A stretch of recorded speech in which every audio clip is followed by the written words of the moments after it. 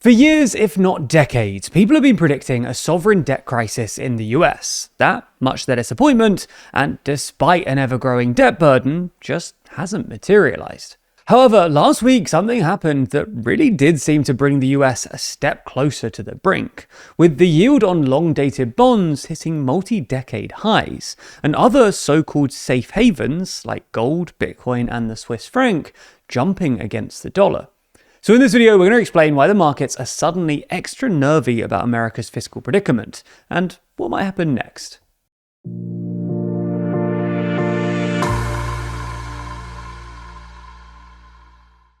You probably heard that the US dollar is the world's reserve currency, but what does that mean? Is it still the case? And what does it mean if it's not the case? We've got a multi-page answer in the next issue of our magazine. That's just one of the articles in our longest issue ever. Subscribe to get your copy by clicking the link in the description.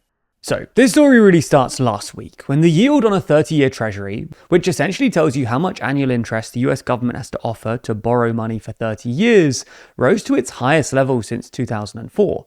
Unsurprisingly, this sparks some panic in the US Treasury, not just because it reflects a growing sense in the markets that the US can't actually pay back its massive debts, but also because long-term yields essentially dictate mortgage rates, and the Trump administration really doesn't want record high mortgage rates going into the midterms, as well as because higher yields make it more expensive to service your debt, i.e. pay off the interest on your outstanding debt pile. This is already a big problem for the US, which currently spends about 3.3% of its GDP on debt servicing, a 40-year high and more than basically any other large economy. Anyway, on Wednesday, US Treasury Secretary Scott Bessent tried to do something about this, announcing that the Treasury will be doubling buyback operations for bonds dated between 10 and 30 years. In practice, this means that the Treasury is going to buy about $4 billion worth of long-dated bonds between September 9th and November 4th, as opposed to the $2 billion originally planned.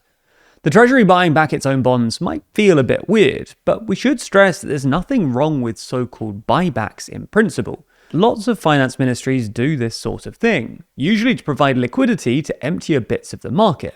In other words, to make sure that people who own unusual or unpopular bonds without many potential buyers can still find someone, in this case the government, to sell to. However, this is obviously quite different because the US Treasury is clearly buying back long-dated bonds not to provide liquidity, but to bring yields down. And well, originally it did seem to work. In the immediate aftermath of Bessent's announcement, yields on 30-year bonds fell to a tad below 5.2%, down from a recent peak of 5.3%. This might not sound like a big move, but it's pretty sharp for the bond markets, which usually move pretty slowly. However, in the days since, most of these gains have been erased, and by the end of the week, the 30-year yield was back up to basically 5.3% again. So, what's gone wrong? Well, some of it is that the intervention just wasn't really big enough to make a dent.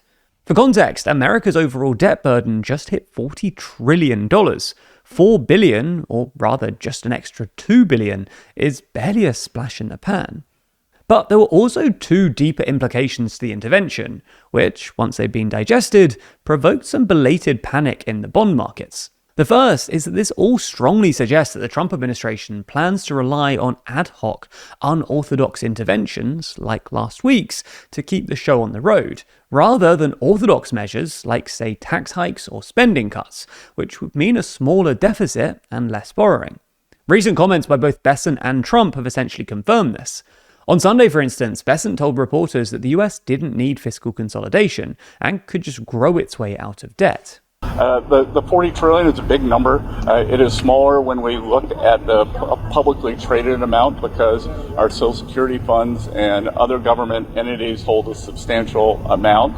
And what we're going to do, we're going to have to grow our way out of this. And this isn't a bad idea in principle, but isn't wholly convincing when your debt is growing 4 times faster than the economy. For his part, when Trump was asked about this on Friday, he seems to suggest that he could just bomb the bond market into submission. Yields have come back up since then. Have you talked to him about another type of intervention? Is that something he will be doing? We have many types of intervention. That's one. The ultimate intervention is our military. And if we have to use that, we will, yeah. The second, somewhat worrying implication of last week's intervention is that it tentatively suggests that Trump and co. are essentially planning on inflating away the debt. In other words, letting inflation run hot to erode the real value of America's outstanding debt burden, and thus make it easier to pay off. To understand why this is, you need to know a bit about the functional difference between long and short-dated bonds. Put simply, while yields on long-dated bonds, like the 30-year Treasury we've been focused on thus far, reflect perceived creditworthiness, the yields on short-dated bonds are less informative because they generally just track interest rates. The basic idea here is pretty simple. Interest rates dictate how much money you can make storing cash in totally risk-free savings accounts. So if the government wants anyone to buy their short-term debt, which is generally considered nearly risk-free, because you can be pretty sure the government isn't going to default in, say, the next 3 months, then they have to offer ever so slightly higher rates. Now, the only way for the Treasury to actually fund this buyback on long-dated bonds is by issuing more short-dated ones. After all, the Treasury doesn't really have spare cash sitting about. On the contrary, it's running massive deficits to make ends meet. But the only way this makes sense is if the Treasury feels confident that this additional issuance of short-dated bonds won't cause the yields on short-dated bonds to jump, which would offset any decrease in yields on long-dated debt. And they would only feel confident about that if they also felt confident that interest rates weren't going to rise too much. Because, as we explained a second ago, yields on short-term debt track interest rates. And the only reason they will feel confident that interest rates were not going up is if they felt confident that the Federal Reserve, which is nominally responsible for deciding interest rates, isn't going to raise them. Given that inflation has been running above the Federal Reserve's 2% target ever since Trump took office, which you would usually expect to invite higher interest rates, this implies that they're confident in Trump's ability to pressure the Fed into keeping rates artificially low. The main consequence of this will be higher inflation, which will further erode the real value of the US dollar, which is why other so-called safe havens like gold, Bitcoin, and the Swiss franc jumped against the dollar after the announcement. Now, inflating your way out of debt isn't necessarily a bad idea either. A similar strategy actually worked quite well for the UK after the Second World War, when it had accumulating debt burden representing 200% of GDP. But this worked for the UK because it was able to essentially surprise its creditors, who didn't expect the UK to let inflation run as hot as it did in the post-war period. Without the element of surprise, it's not clear that the US, and Trump specifically, would be able to pull a similar trick. Instead, there's a risk that you get stuck in a vicious cycle, whereby the prospects of artificially low rates, and thus higher inflation, prompts a sell-off in the dollar and dollar assets, stoking further inflation, etc., etc. Now, with a story like this, it takes us a lot of time and research to make sure that we're getting all of the correct and up-to-date information. But in today's world, it feels like 99% of websites demand your email address just to simply visit the page to learn more. Normally, we'd just be tempted to put our email in just to get the information quicker, but now we know better than that, and that's because of Proton Mail.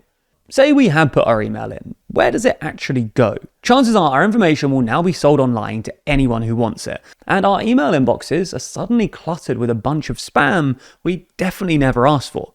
Thankfully, Proton Mail offers a wide range of features to keep you safe and stop this from happening. From preventing dangerous phishing attacks with their PhishGuard protection feature, to protecting your identity by alerting you if your email has been sold on the dark web, Proton Mail has it all. They even offer unlimited email aliases to help you get around those pesky websites that demand your information. That means no ads, no tracking, and no profiling, which feels harder than ever to avoid today. Making the switch doesn't have to be hard, as Proton Mail's Easy Switch tool lets you move your emails and contacts from your current provider within just a few steps. You can even connect your Gmail account and receive and send messages from it directly in Proton Mail, while you transfer everything over at your own pace. And if migrating all of your emails sounds a bit overwhelming right now, you can easily create an account today and just use both. One for those spam emails and one for the important emails you actually need to see.